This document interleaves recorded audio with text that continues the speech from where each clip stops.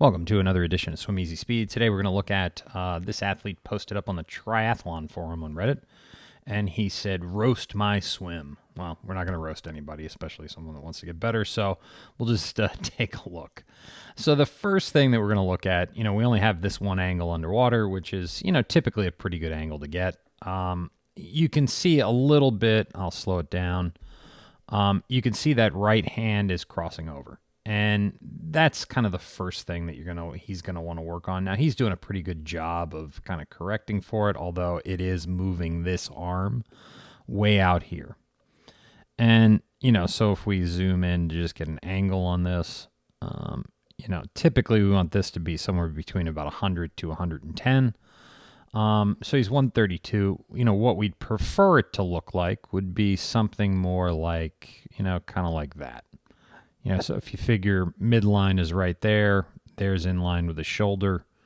You want to be somewhere in that area with the hand, kind of lined up with the shoulder, or maybe just a little bit past it. If you want to get some more leverage on the water, you can go a little bit outside, but typically then you're going to be isolating a lot of the pressure to the top portion of the shoulder, and it's going to be more difficult to get the lat involved.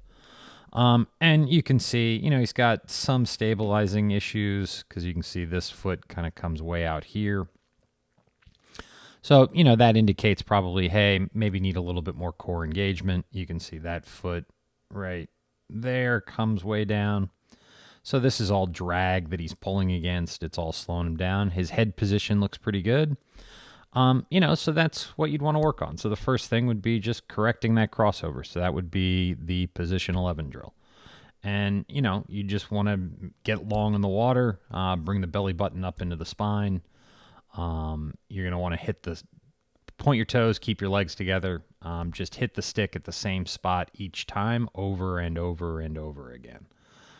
So you get a feel for what in line with your shoulder is. And you can even do a little bit of a catch-up stroke, which is just going to give you slow it down just a little bit. If you don't have a stick, you can use a kickboard. I'm not a big fan of a kickboard, but it'll work.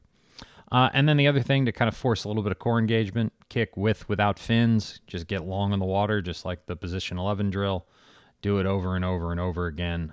Do some sprints. That'll force the core to engage.